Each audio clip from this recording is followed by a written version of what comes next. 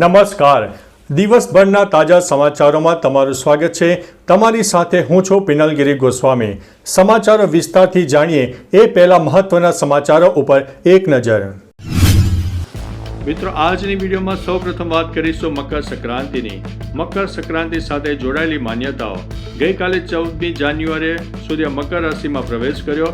આ રાશિ પરિવર્તનને કારણે મકર સંક્રાંતિ તેને કહેવામાં આવે છે. સૂર્યના દક્ષિણાયનથી સ્થિતિ દેવતાઓ માટે રાતનો સમય માનવામાં આવે છે. આ દિવસે પવિત્ર નદીઓમાં સ્નાન કરવાનું વિશેષ મહત્વ છે. સ્નાન કર્યા પછી સૂર્યને અર્ઘ્ય અર્પણ કરો. ઓમ સૂર્યાય નમઃ મંત્રનો જાપ કરો. કાળા તલનું દાન જરૂરિયાતમંદ લોકોને કરો. મકર સંક્રાંતિ પછી જ ઠંડીની અસર ઘટવા લાગે છે. અન્ય મહત્વના સમાચારની વાત કરીએ તો ઈરાનમાં 2000 લોકોના થયા છે મોત. ઈરાની અધિકારીએ એક સત્તાવાર એજન્સીને જણાવ્યું છે કે દેશમાં ચાલી રહેલા વિરોધ પ્રદર્શનો દરમિયાન અત્યાર સુધીમાં 2000 લોકો માર્યા ગયા છે અને મૃત્યુ માટે આતંકવાદીઓ જવાબદાર છે. દરમિયાન ઈરાનના વિદેશ પ્રધાન અબ્બાસ અરગાચીએ અમેરિકાને ખુલ્લેઆમ પડકાર ફેંકતા કહ્યું છે કે તેહરાન લશ્કરી કાર્યવાહી સહિત કોઈ પણ અમેરિકાની કાર્યવાહીનો જવાબ આપવા માટે તૈયાર છે.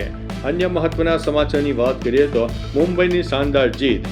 WPLમાં એટલે કે વુમન્સ પ્રીમિયર લીગ 2026ની છઠ્ઠી મેચમાં મુંબઈ ઇન્ડિયન્સે ગુજરાત જાયન્ટ્સને શાનદાર હરાવ્યું છે.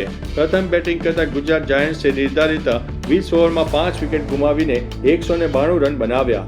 જવાબમાં મુંબઈ ઇન્ડિયન્સે કેપ્ટન હરમનપ્રીત કૌરની શાનદાર અડધી સદીની મદદથી છેલ્લી ઓવરમાં 193 રનનો લક્ષ્યાંક હાંસલ કર્યો. કેપ્ટન હરમનપ્રીત કૌરે 71 રનની અનડમ ઇનિંગ રમી. તેણીએ પોતાની ઇનિંગમાં 6 ચોગ્ગા અને 2 છગ્ગા ફટકાર્યા હતા.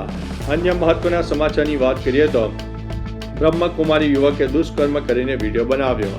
અભિનેત્રી પલ્લવી પાટીલ દ્વારા બ્રહ્મકુમારી સંસ્થા સામે કરાયેલા ગંભીર આરોપો વચ્ચે સંસ્થાએ ભરૂચ ખાતે પ્રેસ કોન્ફરન્સ યોજીને જવાબ આપ્યો છે. પ્રતિનિધિ પ્રભાબેને જણાવ્યું છે કે પલ્લવીના તમામ આરોપો ખોટા, આધારવિહીન અને સંસ્થાની છબી કરવા માટે કરાયા છે. પ્રભાબેન અને અનિલાબેને દાવો કર્યો છે કે પલ્લવી અગાઉ અંકલેશ્વરમાં વિવાદાસ્પદ પ્રવૃત્તિઓમાં સંડોવાઈ ચૂકી છે. તેઓ લેડી ડોન તરીકે ઓળખાતી હતી. અન્ય મહત્વના સમાચારની વાત કરીએ તો કૃતિ સેનન પેપ્સ ઉપર ભડકી. કૃતિ સેનન તેના પરિવાર સાથે એરપોર્ટ ઉપર જોવા મળી. આ દરમિયાન પાપારાજી તેને કબીર બહૈયા સાથે કેદ કરવાનો પ્રયાસ કરે છે, જેના કારણે કૃતિ ગુસ્સે થઈ જાય છે અને પાપારાજીને ચેતવણી આપે છે. અભિનેત્રી કેમેરામેન ઉપર બૂમો પાડે છે, તમે વિડીયો કેમ બનાવી રહ્યા છો? પછી તે પાપારાજીને તેમના કેમેરા બંધ કરવાનું કહે છે અને કબીર ધીમે ધીમે પાછળ હટી જાય છે. અન્ય મહત્વના સમાચારની વાત કરીએ તો હવે પેટ્રોલ પંપ ઉપર કાર સર્વિસિંગ થશે. મારુતિ સુઝુકી ઇન્ડિયાએ જાહેરાત કરી છે કે તેણે દેશભરના પેટ્રોલ પંપ ઉપર કાર સર્વિસ આપવા માટે ઇન્ડિયન ઓઇલ કોર્પોરેશન સાથે કરાર કર્યા છે. કંપનીના જણાવ્યા અનુસાર ગ્રાહકો પેટ્રોલ પંપ ઉપર નિયમિત જાળવણી, નાના સમારકામ અને મુખ્ય સર્વિસિંગ કરી શકશે. આનાથી કારની સંભાળ અને સેવા કરતાં વધુ સરળ અને સુલભ બનશે. મારુતિ સુઝુકીએ જણાવ્યું છે કે આ પહેલ તેના સર્વિસ નેટવર્કને વધુ મજબૂત બનાવશે. અન્ય મહત્વના સમાચારની વાત કરીએ તો PF ખાતું ક્યારે બંધ થાય, જાણી લો નિયમો. જો તમે નોકરી ગુમાવી દીધી હોય તો PF ખાતાની ચિંતા કરવાની જરૂર નથી. EPFOના નિયમ મુજબ નોકરી છૂટ્યા પછી પણ તમારા ખાતામાં જમા રકમ ઉપર વ્યાજ મળવાનું ચાલુ રહે છે. આ વ્યાજ 3 વર્ષ સુધી મળતું રહે છે. જો 3 વર્ષ સુધી ખાતામાં કોઈ નવી રકમ જમા ન થાય અથવા ઉપાડવામાં ન આવે તો જે તે ખાતું ઇનઓપરેટિવ જાહેર થાય છે અને વ્યાજ બંધ થાય છે. તેથી નોકરી ગયા પછી પણ તરત પૈસા ઉપાડવાની ઉતાવળ ન કરવી. અન્ય મહત્વના સમાચારની વાત કરીએ તો નાના સમાચારો પર એક નજર. PM મોદીનું કાર્યાલય ગઈકાલથી સેવા તીર્થ સંકુલમાં ખસેડવામાં આવ્યું. ઉજ્જૈનમાં શ્રી મહાકાલ મહોત્સવની ઉજવણી થઈ. પ્રાચીન વૈષ્ણવ માતા ગુફાના સુવર્ણ દરવાજા પ્રાર્થના પછી ખોલવામાં આવ્યા. ટ્રમ્પે કહ્યું કે તેઓ અમેરિકનો સાથે છેતરપિંડી કરવાના દોષિત ઇમિગ્રન્ટ્સની નાગરિકતા રદ કરશે. ગાયિકા જુબિન ગર્ગના મૃત્યુની તપાસ ગઈકાલે સિંગાપોરની કોર્ટમાં શરૂ થઈ ગઈ છે.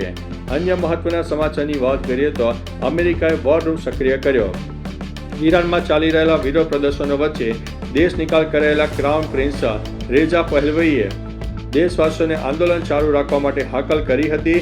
તેમણે દાવો કર્યો છે કે અમેરિકન મદદ ટૂંક સમયમાં પહોંચશે અને અત્યાચારીઓને સજા થશે. બીજી તરફ અમેરિકાએ વોર રૂમ સક્રિય કરી દીધો છે અને ટ્રમ્પે રાષ્ટ્રીય સુરક્ષા અધિકારીઓ સાથે તાત્કાલિક બેઠક યોજી. આથી અમેરિકા દ્વારા ઈરાન પર સંભવિત હુમલાની અટકળોએ જોર પકડ્યું છે.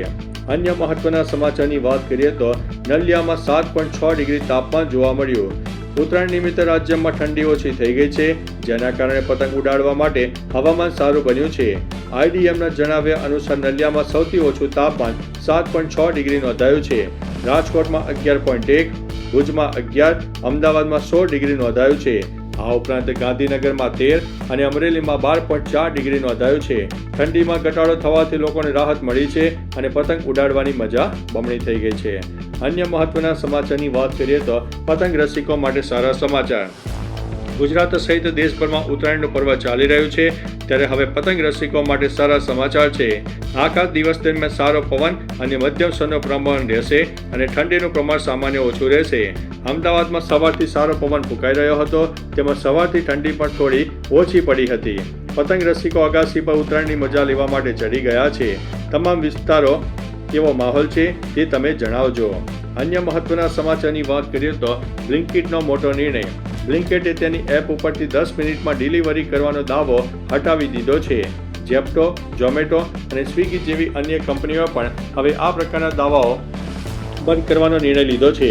ડિલિવરી બોયઝની હડતાલ અને સરકારના હસ્તક્ષેપ બાદ આ મહત્વનું પગલું લેવાયું છે. કર્મચારીઓનું કહેવું છે કે ઝડપી ડિલિવરીના પ્રેશરને કારણે રોડ અકસ્માતનું જોખમ વધી જાય છે. તો ચાલો મિત્રો, આ રીતે દેશ અને દુનિયાના સુપરફાસ્ટ સમાચાર લઈને મળતા રહીશું. ત્યાં સુધી અમને રજા આપશો. નમસ્તે.